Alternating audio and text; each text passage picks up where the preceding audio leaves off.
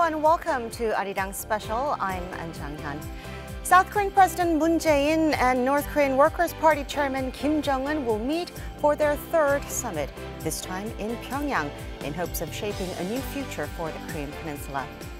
Expectations are high that the three-day summit from September 18th to the 20th will help break the deadlock in denuclearization talks between Pyeongyang and Washington and steer the two Koreas toward a lasting peace. What can we expect from this summit, and how do we follow up on it afterwards? We'll try to get some answers to these questions today.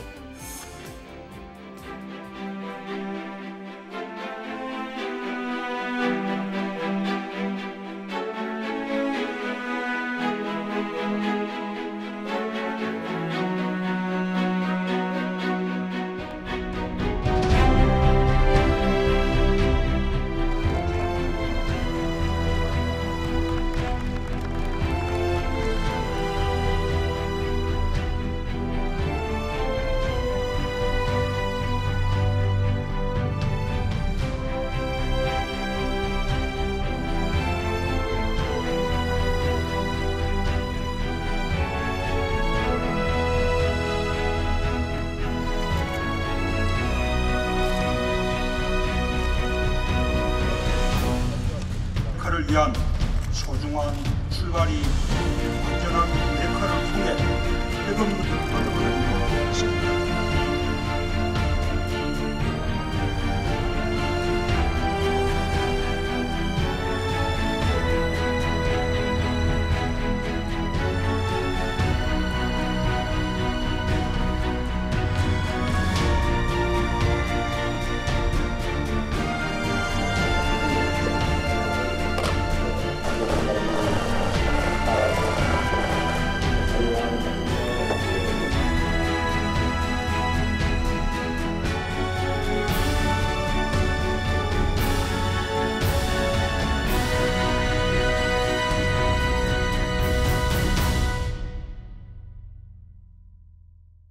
I'm joined in the studio by two experts. To my right, I have Professor Kim Jae-chun from the Graduate School of International Studies at Seogang University. Welcome.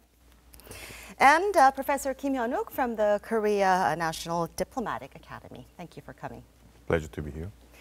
We also have 5 experts joining us from the U.S. And China over Skype and the phone.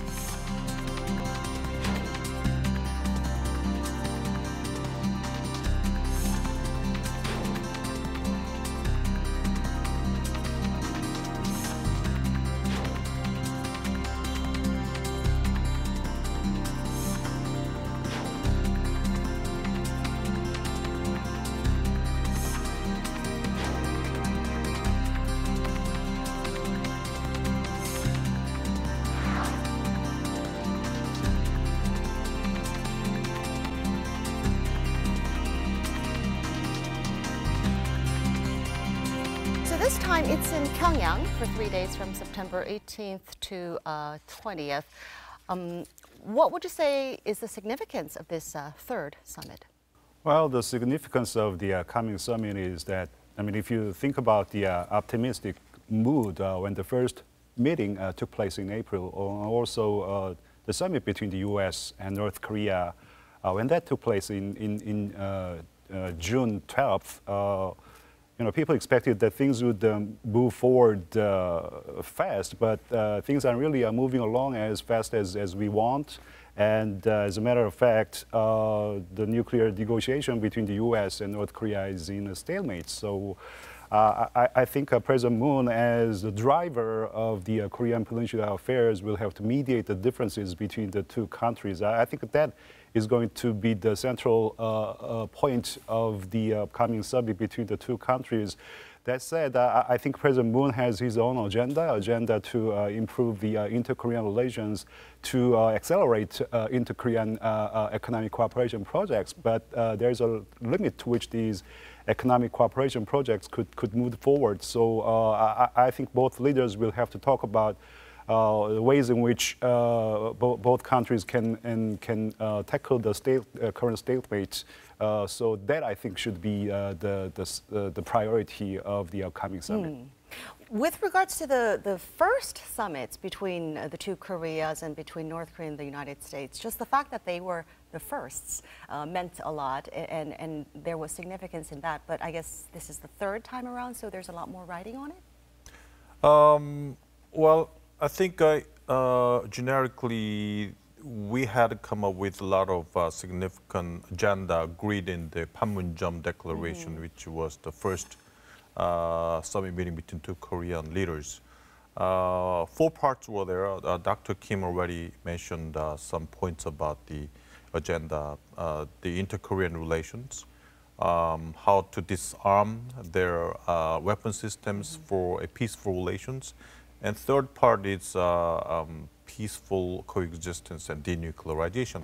So I think a more specific agenda setting will be discussed at this time, how we have achieved in more details, and what will be the future detailed undertaking of this agenda. I think those will be the central portions of this meeting. As Dr. Kim mentioned, the more important thing I think would be how to come up with a more advanced positional difference in North Korean positions vis-a-vis the United States. Now the U.S. North Korea negotiation frame is now stalemated, and the U.S. position has not changed. North Korean position has not changed. We are doing some arbitrator role between two countries, trying to get some shift in their positions a little bit so that they could come up with an agreement. So that's something I think the President Moon will do next week.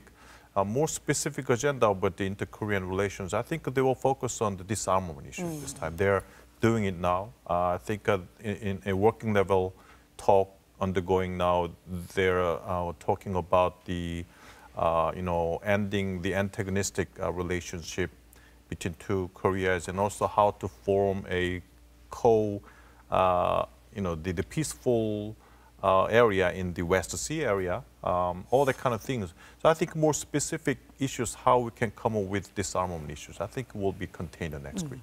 Well, let's see how this news is being received outside of Korea. We have Professor Andrew Yeo joining us from the United States. What's the response over there, Professor? The U.S. is not opposed to having a Kim Moon meeting for the third time. I think what we have to be careful about, though, is that President Moon doesn't move ahead of where perhaps the U.S. wants to be. So I think I think it's fine for them to meet, especially since there's a deadlock right now on the negotiations over the nuclear weapons. So if it can help improve the situation, it can help move the process forward, then I think we should think of it as a positive meeting. Over in China, then, how's the news being received there, Dr. Zhao? I think China very much welcomes this meeting. This could further reduce the chance of a military conflict on China's doorstep in the near-term future. This can also help build trust between the two Koreas, creating a better environment in which North Korea might feel more comfortable to take additional steps towards denuclearization. So it looks like both the U.S. and China are welcoming this third summit, perhaps for different reasons. But of course, everyone will be interested in how much of their discussion President Moon and Chairman Kim devote to the issue of denuclearization. Well, as I said, denuclearization issue should occupy the central place during the upcoming summit between the two leaders. I think President Moon and then Chairman Kim will be talking about the ways in which they can tackle the current stalemate that has happening for a while, because North Korea wants unconditional declaration of an end to the Korean War. Yeah. North Korea wants a declaration of an end to the Korean War without any conditions. But the U.S. certainly wants North Korea to take certain measures toward denuclearization. So there is a stalemate. So both leaders will be and should be talking about the ways in which they can tackle current stalemate. Maybe President Moon could propose certain measures that North Korea could take if North Korea is really serious about eliciting a declaration of an end to the Korean War from the U.S. and also from South Korea.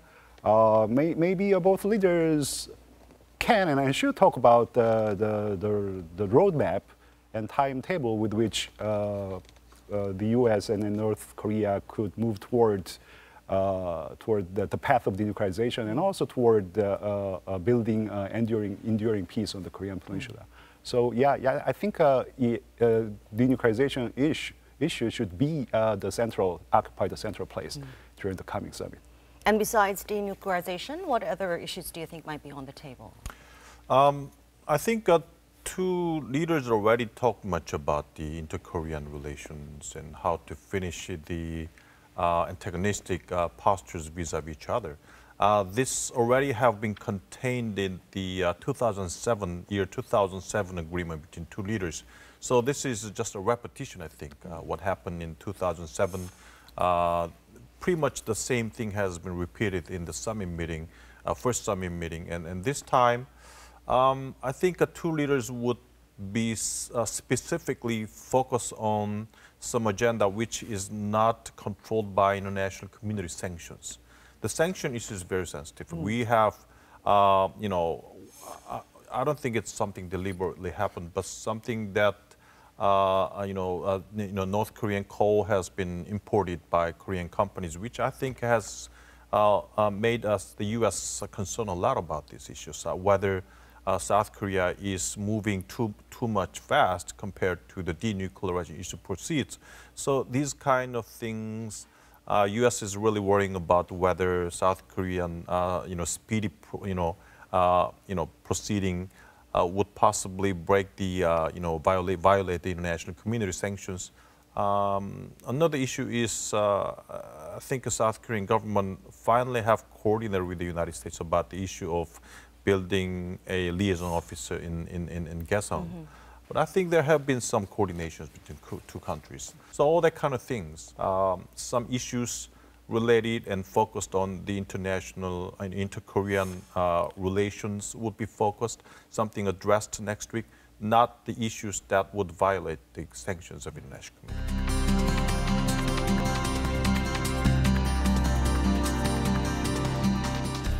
As you pointed out earlier, the U.S.-North Korea negotiations are at a standstill right now. But ever since President Moon's special envoys returned from their visit to Pyongyang, the mood seems to be shifting a little. Now there's even talk of a possible second Trump-Kim summit within the year. Will this have an effect on what goes on in Pyongyang?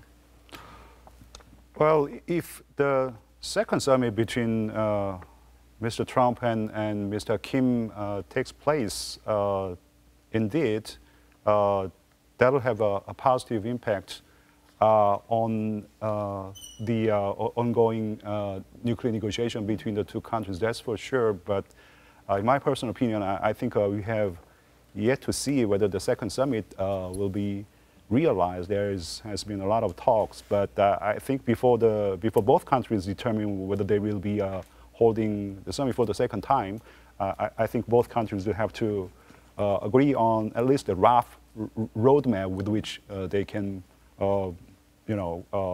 exchange trade measures toward denuclearization and also measures toward regime guarantee. So I think that should precede. Really, the roadmap doesn't really have to bog down to the last details. But I think at least both countries will have to agree on a rough roadmap with which they can move toward the denuclearization and then regime guarantee. Otherwise, I don't think both countries will be able to hold the second summit. But just the fact that the two countries are considering maybe having a second summit, that could relieve some of the burden on President Moon's shoulders, no? I guess so. I think there is a under-the-table negotiation taking place as of now between the U.S. and North Korea with regard to how they can break the current stalemate. So the fact that they are talking about the possibility of holding the second summit speaks volume about a bit of an upbeat mood between two countries, and that'll have, I think, a positive impact on the coming summit between President Moon and Chairman Kim. By the way, why do you think Chairman Kim Jong-un requested a second summit with the U.S.? Kim Jong-un definitely wants the frame of negotiation to continue. What happened was that right after Pompeo's visit to Pyongyang was canceled because of Kim Young-cheol's letter to President Trump. I don't know what is contained in the letter, but maybe that is something that, okay, North Korea is not ready to denuclearize, not ready to declare its nuclear capabilities. So even though Pompeo visits to Pyongyang, don't expect too much. North Korea still wants the declaration of the end of Korean War before it does some serious steps for denuclearization. That kind of things would have been contained in the letter, and Pompeo visit was canceled. So I think this kind of cancellation might lead to a complete, stalemate of the frame of negotiation between two countries. And right after there have been a letter by Kim Jong-un to President Trump, because North Korea definitely needs the frame to continue. If a frame goes away, maybe President Trump will go back to maximum pressure policies, sanctions, and possible military option on North Korea. So I'm not sure what is the genuine intentions of Kim Jong-un. He wants to maintain the frame of negotiation, but at the same time, at a goodwill perspective, he's ready to denuclearization once he obtains as much security guarantee as possible. But at a bad will, maybe he doesn't have any serious intentions to give up his nuclear weapons. I don't know what's the truth. We'll see how it goes. I mean, time will tell the truth. So, but still, as far as I know, he wants to keep the frame, and also Trump wants to keep the frame. They have the same interests, maintaining the frame of negotiation, at least until the midterm elections for Trump's side. So we'll see how it goes. If there is some visible outcome coming out before the midterm election, maybe that's a good thing. But I'm still skeptical whether Kim Jong-un's position will change next week. Well, the South Korean envoys came back saying that Chairman Kim was frustrated by questions about his willingness to denuclearize. And also, unlike previous years, there was no display of ICBMs during this year's Foundation Day parade in North Korea. Do you think these moves can actually convince Trump of Kim's sincerity? I think, as Professor Kim already mentioned, Chairman Kim's intention is to keep Mr. Trump as his ally, because Mr. Trump is like the only ally in the U.S. of Mr. Kim Jong-un. So by not displaying ICBM during the September 9th parade, the intention of Chairman Kim was not to provoke Mr. Trump unnecessarily. I think Kim's strategy is to keep the talk going. I'm not really sure whether he's really sincere about nuclear talk per se, but he's certainly interested in keep this dialogue and talk going between the two leaders. I mean, President Trump and Mr. Kim. Let's turn to Mr. Robert Einhorn over in the U.S. for his insight. Mr. Einhorn, what do you make of the Trump-Kim relationship, and what do you expect out of the upcoming inter-Korean summit? It's not clear whether President Trump genuinely believes that Kim Jong-un is sincere, or whether he is employing a tactic. In other words, praising Kim Jong-un in the hope that it will make Kim Jong-un more flexible. I expect Kim Jong-un to say enough positive things about denuclearization to allow President Moon to tell President Trump that North Korea is genuinely committed to fulfilling its Singapore commitment to denuclearization. I don't expect Kim Jong-un to make any major new concessions on denuclearization, such as presenting a list of nuclear weapons and fissile materials. Regarding the upcoming Inter-Korean Summit meeting, I think it's okay for President Moon to describe the potential ways that ROK, DPRK, economic and political cooperation could develop in the future. But President Moon needs to impress on Kim Jong-un that this potential cooperation cannot materialize unless North Korea takes credible steps toward denuclearization. So Mr. Einhorn is unsure whether there's real trust between President Trump and Chairman Kim, and he also doesn't expect any major concessions from Pyongyang. What are your thoughts? Well, I think Mr. Einhorn's interview contains mainstream, opinions about the U.S. elites. I think the U.S. welcomes the North-South Korea détente. The U.S. welcomes the peace in the Korean Peninsula. But two things, still skeptical about the denuclearization intentions of Kim Jong-un. Einhorn said that maybe Kim Jong-un, repeatedly say that, I'm ready for denuclearization. Why is the U.S. not trusting me? All that kind of things. But according to Einhorn, the reason why he says is by saying this, trying to move, President Moon to trust him, and also make President Moon go to Washington, D.C. and persuade President Trump. But that kind of strategic intentions Kim Jong-un has. That's something Einhorn is saying.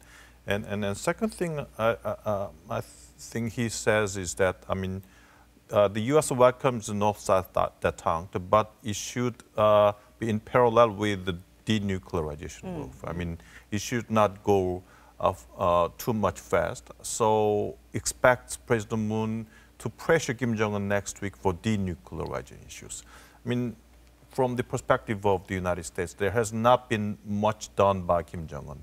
He has done many things, but something not related to the core of denuclearization move. And that's something the U.S. expects. And U.S. perspective is that there will be, if U.S. concedes to North Korea about the declaration of the end of Korean War without any initial moves of denuclearization, that's too much concession. That's what U.S. thinks. Well, Kim Jong-un reportedly wants to complete the process of denuclearization before the end of Trump's first term in office. What are we to make of this timeline?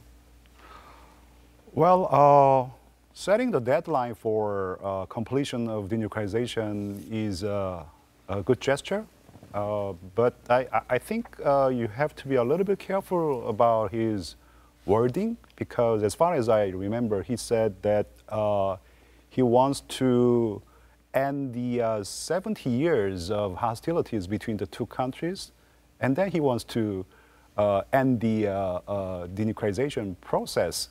So to me, it sounds as if the U.S. will have to live up to their promise that they will have to end the hostilities. So there was an order first. implied. Yeah, I think so. And then we can live up to our part of the bargain, which is denuclearization. So it seems as though Mr. Kim was repeating the earlier position. To that extent, I don't really think of it as progress from the previous position. Yes, the deadlock that we can see between the U.S. and North Korea right now is largely due to the fact that Washington and Pyongyang have different priorities. They're split over what comes first, denuclearization or end-of-war declaration. So, Ms. Jean Lee, let me ask you, where exactly do the two sides stand at the moment? I do think this idea put forth by the leaders of North Korea and South Korea to declare an end to the war without calling it a peace treaty is very intriguing and is something that Washington needs to consider and look at very closely. However, I think from Washington's perspective, they feel that they've given so much primarily this summit between the leader of the United States, the president of the United States, and the leader of North Korea that gave Kim Jong-un so much legitimacy on the world stage. And what they're waiting for and looking for are more concrete actions that show and prove North Korea's commitment to denuclearization. I understand if the leader of North Korea feels frustrated that the gestures that he's shown so far do not seem to measure up. But frankly, these are not irreversible gestures. I think that Washington's looking for something much stronger on the part of Pyongyang before it gives up anything else. So we have to remember that this is a negotiation. Each side is going to be unwilling to give up any more than they have to until the other side offers something in return. And that's what we're seeing right now. We're seeing North Korea say, give us this declaration. And we're seeing Washington say, give us some more signs that you are committed to denuclearization, and then we can move forward. Well, so the two Koreas claim that this declaration is only a political one, and it wouldn't get in the way of South Korea-U.S. alliance or even lead to the withdrawal of U.S. troops from the peninsula. Nevertheless, the U.S. seems wary. Why do you think that is? Well, in fact, in reality, it's not sure when we can come up to the peace treaty. It's really a remote future thing. Maybe 2 years, 3 years, 5 years, I don't know. Still have a lot of obstacles. Even after the midterm election, if the Republicans lose these midterm elections, President Trump's domestically would face the political obstacles, which can change the entire frames between the U.S. and North Korea. I think that's why we are really focusing on the end of war declaration issues. North Korea, Kim Jong-un said that this is just a political declaration. Don't worry about it. Don't worry about the U.S. forces in Korea. But the reality is that, okay, maybe 3 countries, 4 countries, I'm not sure when, maybe December, if not, maybe next June at G20 summit, I don't know when, but 3 countries come up and declare the end of Korean War. Even though that's political issues, that would have tremendous aftermath. Maybe the US, North Korea and China would continuously argue that, okay, U.S. and North Korea, we are now the normal states relations. Let's begin, normalize the relationship. Let's finish the antagonistic relationship. Let's expedite the denuclearization issues. Let's stop all the, antagonistic exercises of the U.S.-South Korea alliance. This is something that situationally can follow after the declaration. And also, I think the North and South Koreas would try to expedite the détente move, the exchanges, and also a lot of requests from North Korea and China, and even from South Korean government, can come up to the United Nations. Okay, it's now your turn, United Nations. Think about canceling the international community sanctions. So even though there is no legal constraints about the declaration, a political declaration, I think, sometimes can have more impetus. So it can lead to too much without North Korea actually following through on the denuclearization Yeah, that's what we promise. expect. That's what we expect. The big question everyone is asking now is whether Pyongyang will make a meaningful concession after this 3rd summit, such as submitting an inventory of its its nuclear weapons and fissile materials as the U.S. demands. But how likely is that to happen? So meaning the inventory? Yes. I don't think North Korea is willing to present the complete list of their nuclear weapons programs in its entirety, because North Korea has been really adamant about not presenting a complete list of their nuclear weapons programs.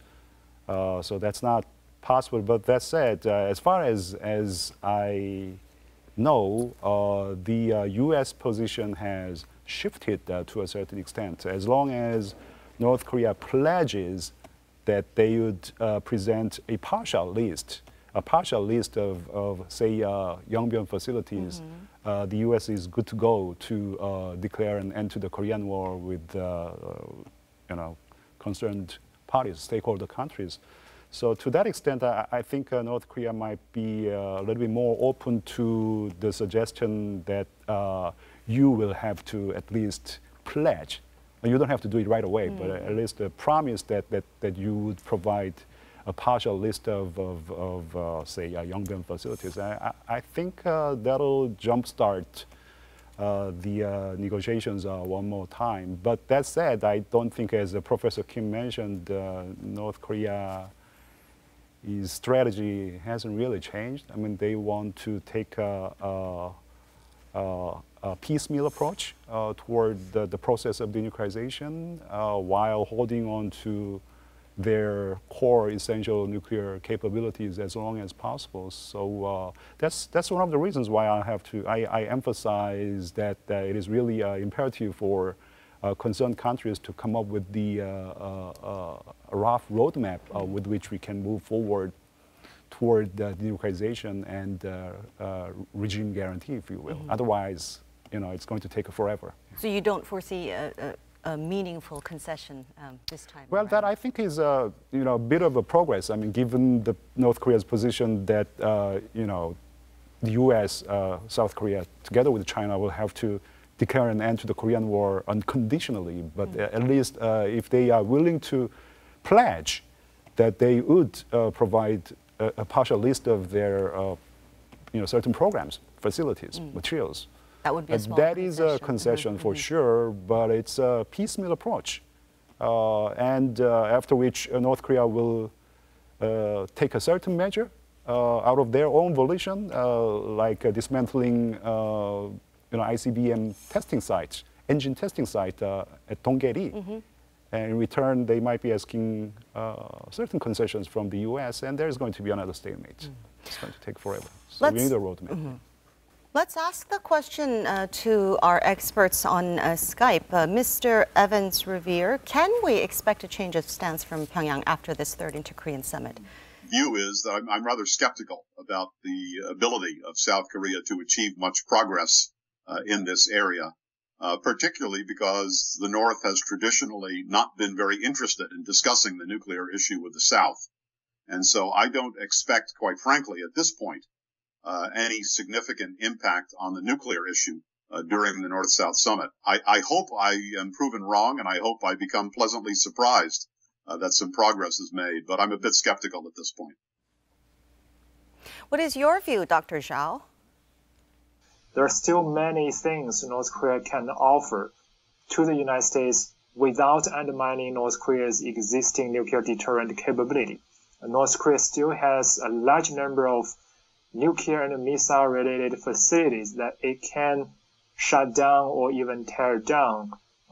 So I think North Korea can be flexible at this moment, either to offer the United States a general list of its nuclear and missile capabilities without identifying all the sensitive locations and therefore avoiding making its nuclear deterrent vulnerable to a potential American first strike, or North Korea can offer some unrelated concessions. For example, North Korea can offer to shut down another small facility as a unilateral gesture of goodwill. I think in that way, we can continue the current momentum. But Dr. Zhao, where does China fit in all of this? President Trump thinks China is not doing enough. In fact, he has accused Beijing of undermining U.S. efforts to pressure North Korea into giving up its weapons. Why is there such a big gap between the United States and China? Apparently, the two big powers still share the same goal. They both want to achieve denuclearization of North Korea as soon as possible. But they have different understandings about the practicality of this and the possible timeline for achieving this. China feels okay if this process takes a long time. And also China believes that we should start engaging with North Korea immediately, regardless of how much progress can be made on the denuclearization issue, because long-term engagement with North Korea will ultimately play the role of opening up North Korea, transforming North Korea. That will make it easier in the end to achieve denuclearization. So they have different overall approaches, and I think those deep gaps are preventing the two parties from cooperating at this moment.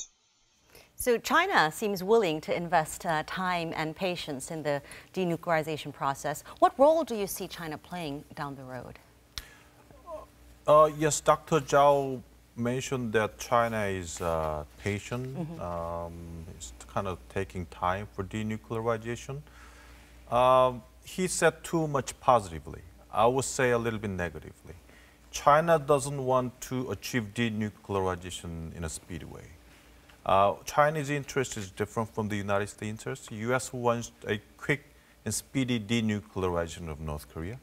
But China is worrying about the speedy denuclearization, because speedy denuclearization would entail a speedy restoration of U.S.-North Korea relations, which means that a very important buffer of North Korea can move to the U.S. side rather than Chinese side.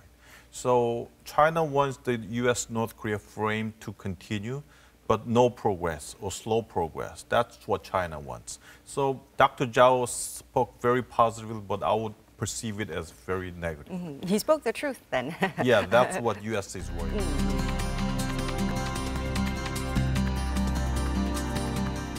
Now, no doubt President Moon's role as mediator is going to be important in this upcoming summit. Earlier, President Trump asked President Moon to work as, quote-unquote, chief negotiator between Washington and Pyongyang. Now, Mr. Einhorn, what exactly does that mean? I doubt President Trump really wants President Moon to be a mediator. That is, a neutral party responsible for brokering compromises between the two antagonists, the United States and the DPRK. Instead, I think President Trump wants President Moon to convey U.S. views forcefully to Kim Jong-un and win North Korean concessions along the lines proposed by the United States. So whether you call it negotiator or mediator, both Washington and Pyongyang are counting on President Moon to break the deadlock and bridge the gap between them. I don't think it's realistic to think that President Moon could break the deadlock here. I think it's more realistic for Washington and Pyongyang to think that the role that Jae-in, President Moon, can play here is bridging the gap between the two countries. That said, I think there is a limit to which President Moon can play a role here, because these major differences that these two countries are encountering are the differences that they will have to sort out on their own. Maybe one way to bridge the gap between the two countries is to be more upfront about the need to denuclearize. I mean, President Moon can propose to Kim Jong-un that if you want inter-Korean economic cooperation projects, then you really have to come clean about your nuclear weapons program. I mean, we have to really take real steps toward denuclearization. Otherwise, sanctions regime will remain intact, and the inter-Korean relations is difficult to improve. It's difficult to improve inter-Korean relations. So that, I think, should be the role that President Moon to play, to be more upfront about the need to take a bolder step toward denuclearization. Let me ask Mr. Revere then, is there anything you think President Moon should keep in mind as he goes to Pyongyang to play this role of mediator or negotiator?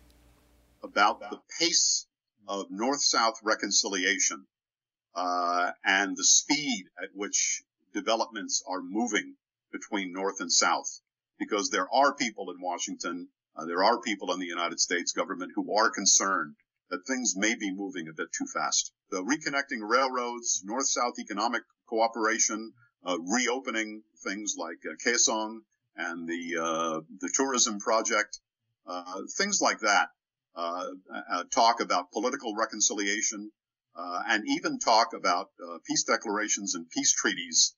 All of those things will be appropriate for discussion and maybe even action at some point. But there is a perception in Washington that things are moving too far and too fast between Pyongyang and Seoul right now.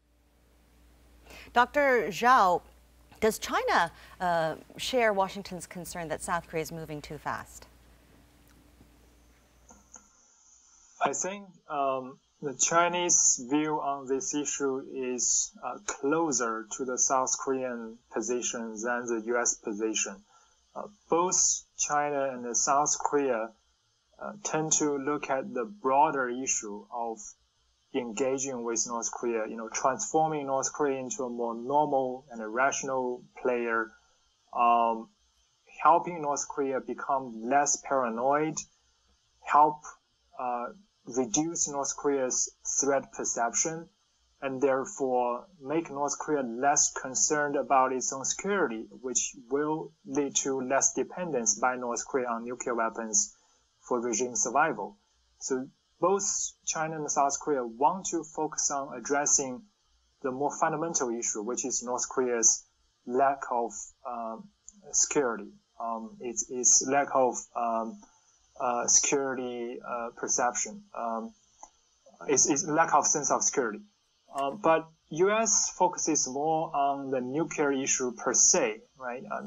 U.S. doesn't believe North Korea really feels insecure, and therefore denuclearization is front and central for the United States, and it doesn't want to consider the broader picture. So I think this is a fundamental difference between the two approaches of addressing the North Korean nuclear issue. So far, that gap still exists, and over time, it could become even more prominent. So, Professor Kim, where do you stand on this speed debate? Is South Korea moving too fast, or is it just right? Yes, I think the Cold War's ended in maybe almost 18 years, 16 years, 18 years, 19 years have passed, and things have changed a lot. I don't think conservatives argue the same argument that they had during the Cold War period now. Conservatives' argument changed. I mean, not many conservatives now argue that pressure hard on North Korea and expect the collapse of North Korean regime. We observe it. I don't think many conservatives argue the same argument like this. I mean, things have changed a lot, and that kind of risky operational thinking is something that is not desirable in reality right now. So we have to think about the reality, and it's good that there should be talks with North Korea. But one thing important is that there should be a balance with the U.S.-Alloke alliance, because detente and dialogue is important, but we also have to think about our security. And security is the basis of security of South Korea has been the U.S.-Alloke alliance. Okay, so the balance about the North-South detente and denuclearization is very important, because one concern comes that, okay, very speedy detente between two Koreas, and later on North Korea, okay, I'm not going to denuclearize. What happens? The policies of the U.S. and South Korea diverge too much. South Korea came up to very high level of detente with North Korea, and the U.S. will go back to maximum pressure. No way to coordinate between U.S. and South Korea, and that would risk the alliance between USA and Alloke. That's something the U.S. is worrying about, and some rational conservatives in South Korea is worrying about. So I think President Moon Jae-in did a very good job in balancing these two things. He focused on détente and U.S.-Ally alliance altogether.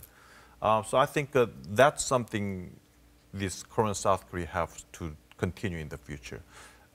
Not to overpass denuclearization for the sake of the détente. That's something very important.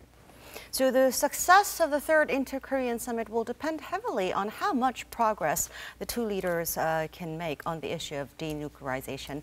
Let's ask our international experts to offer some final words of advice.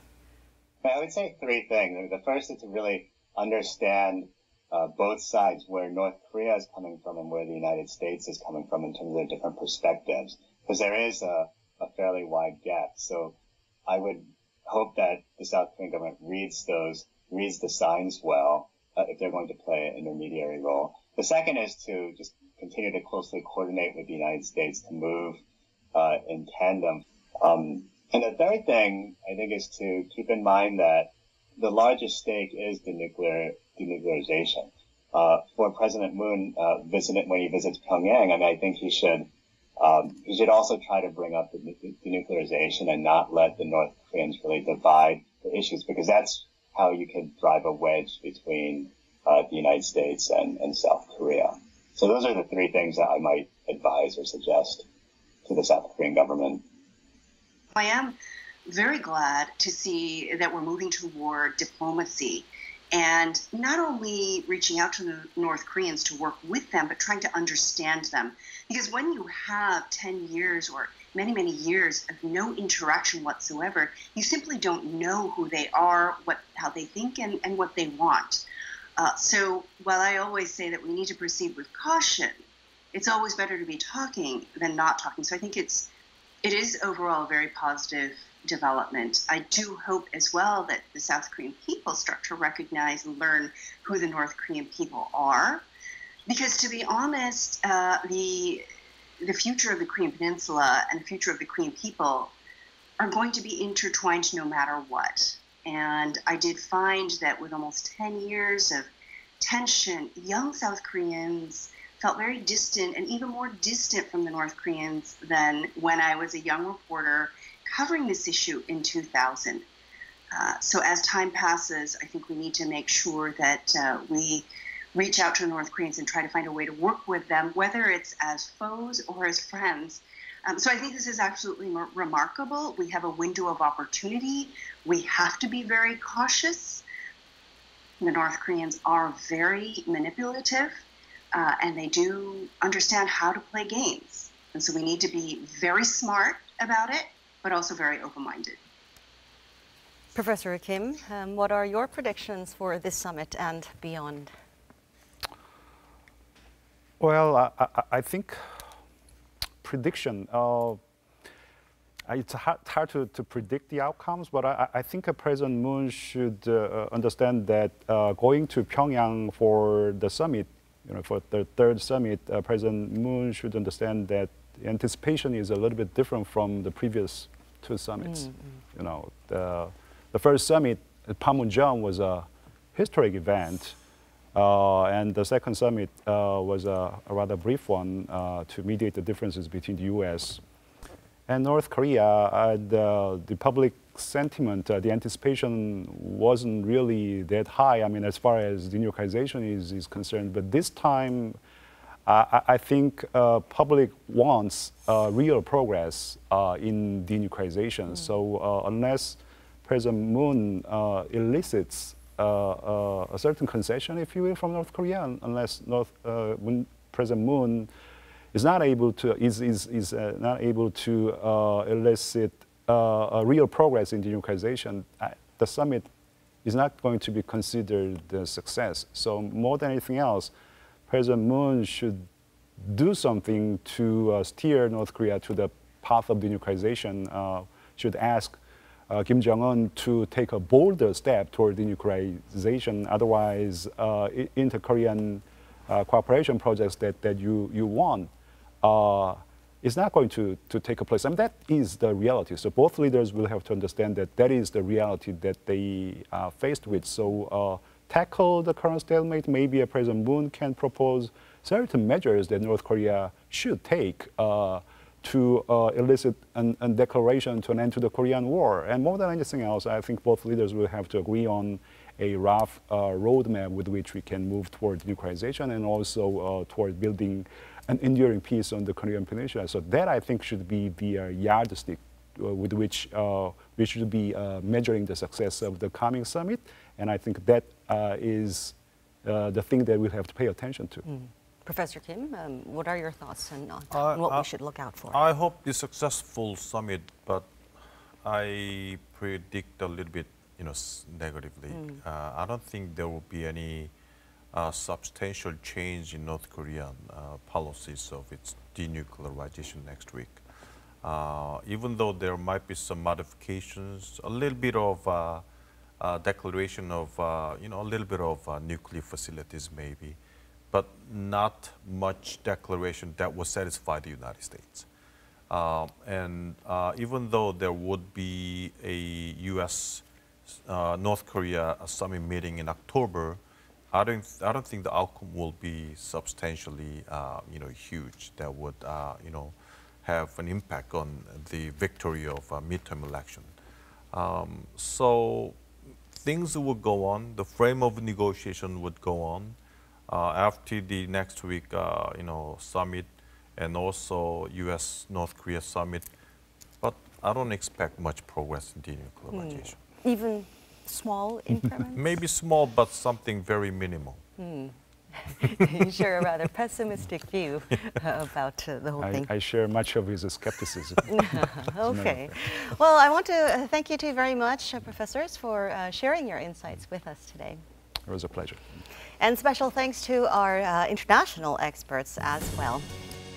All eyes will be on the upcoming summit and on whether the clock for denuclearization will start ticking once again. Of course, we will keep you updated on all the developments right here on Arirang TV. That wraps up this Arirang special. Thanks for watching.